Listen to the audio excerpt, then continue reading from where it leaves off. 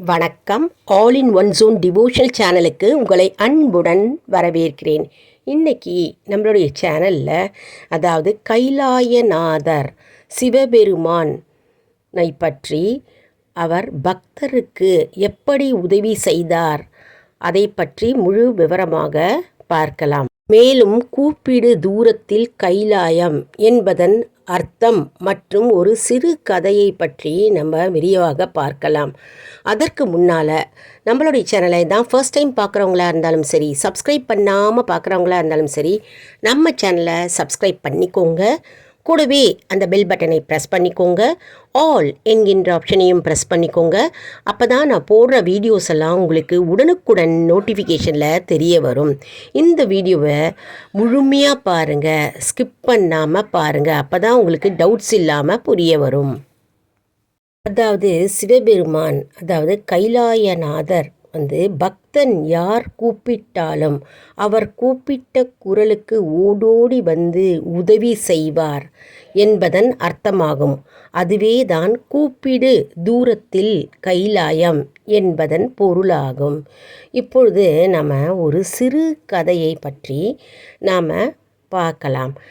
ஒரு காலத்தில் ஒரு ஏழை விவசாயி வயலில் வேலை செஞ்சுட்டு களைப்பு தாங்காமல் வீட்டுக்கு திரும்பி வந்து கொண்டிருந்தானாம். அப்படி வந்து கொண்டிருக்கும் பொழுது வழியில் ஒரு பாழடைஞ்ச மண்டபத்தை பார்த்தாராம். அந்த பாழடைஞ்ச மண்டபத்தில் சிறிது நேரம் ஓய்வு எடுத்து நாம் செல்லலாம்ன்ட்டு அந்த மண்டபத்தில் போய் அமர்ந்தாராம்.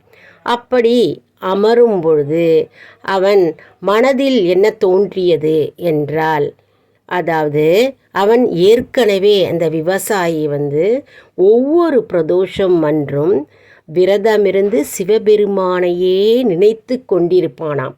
அப்படி இருக்கும் அந்த விவசாயி அன்றைய தினத்தன்று, பிரதோஷ தினத்தன்று அந்த மண்டபத்தில் அமர்ந்திருக்கும் பொழுது, இந்த மண்டபத்தை நமக்கு பணம் இருந்தால் இதை புதுப்பித்து இங்கு சிவபெருமானை, கைலாயநாதரை நாம் பிரதிஷ்டை செய்திருக்கலாம்.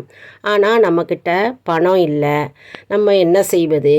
இந்த இடம் கைலாயநாதருக்கே உரிய இடமாக அமைக்கலாம். மேலும் இங்கே பெரிய கோவில் அமைத்து பக்தர்கள் வரும்படி அழகாக நம்ம இந்த கோவிலை புதுப்பிக்கலாம் அப்படின்னு அவர் மனசில் தோன்றி அவர் சிந்தனை செய்து கொண்டு ஓம் நமச்சிவாய, ஓம் நமச்சிவாய, ஓம் நமச்சிவாய என்று சிவபெருமானின் மந்திரத்தை ஜபித்து கொண்டே அமர்ந்து சிவபெருமானை நினைத்து கொண்டே அமர்ந்திருந்தானாம். அப்பொழுது அந்த நேரம் பார்த்து பலத்த மழை பெய்து கொண்டிருந்ததாம். அந்த மழை சத்தத்தில் இவர் பாட்டுக்கு சிவபெருமானையே, கைலாயநாதரையே நினைத்து கொண்டு மந்திரத்தை ஜபம் செய்து கொண்டிருந்தாராம். அப்பொழுது கைலாயநாதர் ஒரு மின்னல் வேகத்தை அந்த மண்டபத்திற்குள் செலுத்தினாராம். அப்போது அந்த மின்னல் வேகத்தில் ஒரு கருநாகம் அந்த மண்டபத்தில் தொங்குறத இந்த விவசாயி பார்த்தாராம்.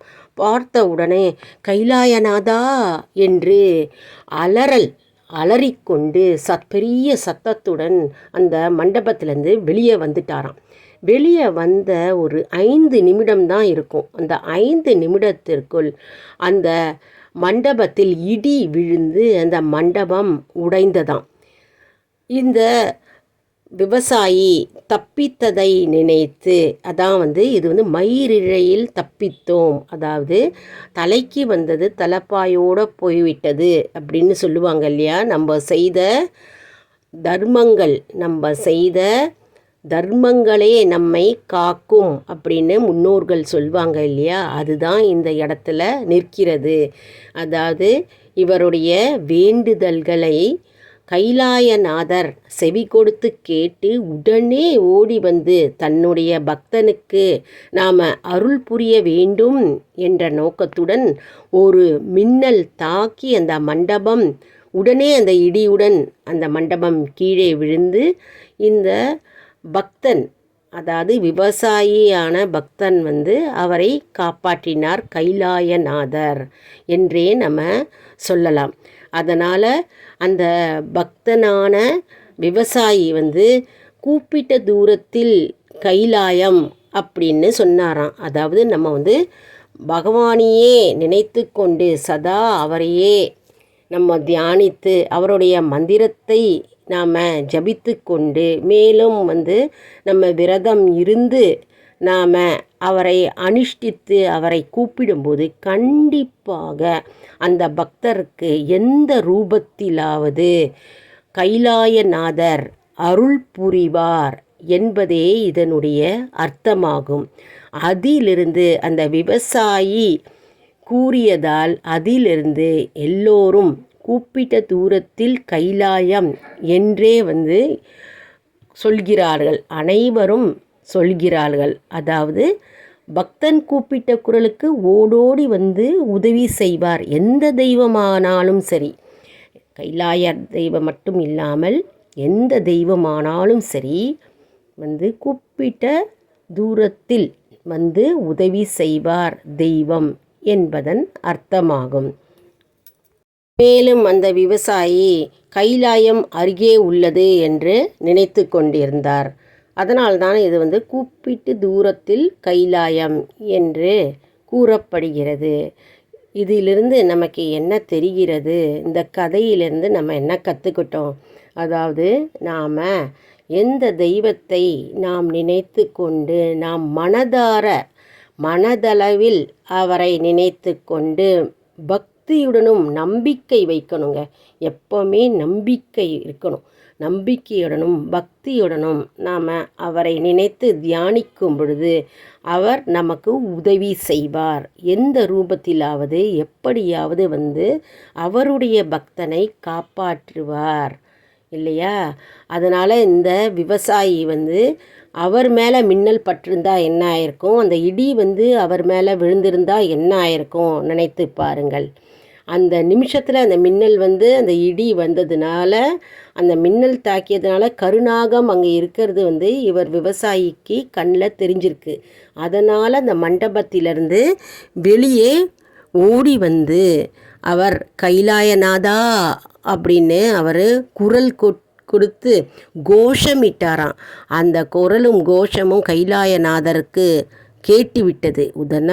உடனே நாம் நம்மளுடைய பக்தரை நாம் காப்பாற்ற வேண்டும் என்று விரைவில் ஓடி வந்து அந்த பக்தனை காப்பாற்றினார் கைலாயநாதர்.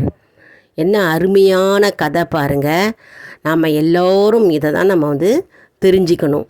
அதாவது நாம் நம்பிக்கையுடனும் பொறுமையுடனும் பக்தியுடனும் எந்த பூஜை செய்தாலும் ஆத்மார்த்த பூஜையாக இருக்க வேண்டுங்க.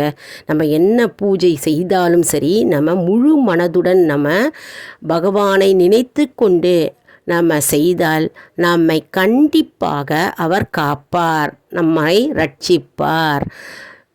ஓம் நமச்சிவாய, ஓம் நமச்சிவாய, ஓம் நமச்சிவாய என்று நான் இந்த பதிவை முடித்து கொள்கிறேங்க. இந்த பதிவு உங்களுக்கு மிகவும் பயனுள்ளதாக இருக்கும் என்று நான் நம்புகிறேன். இந்த வீடியோவுக்கு ஒரு லைக் கொடுங்க. இந்த வீடியோவை மற்ற சிவபக்தர்கள் அனைவருக்கும் ஷேர் செய்யுங்கள். மேலும் உங்களுடைய மேலான கருத்துக்களை நீங்கள் தெரிவிங்க. அடுத்தது நம்ம கம்யூனிட்டி பாக்ஸில் கேள்வி பதில் வரும். எப்போவுமே ஒரு வீடியோ போட்ட பிறகு கேள்வி பதில் வரும். அந்த கேள்விக்கு ஏற்றாற்போல் நீங்கள் பதில் தரலாம். அதாவது கேள்வி நேரம் அப்படின்னு கம்யூனிட்டி பாக்ஸில் வரும். அதை போய் பாருங்கள். மேலும் இந்த வீடியோவை மறக்காமல் சப்ஸ்கிரைப் செய்யுங்கள். அடுத்த வீடியோவில் வேறொரு பதிவுடன் உங்களை வந்து சந்திக்கிறேன். நன்றி, வணக்கம்.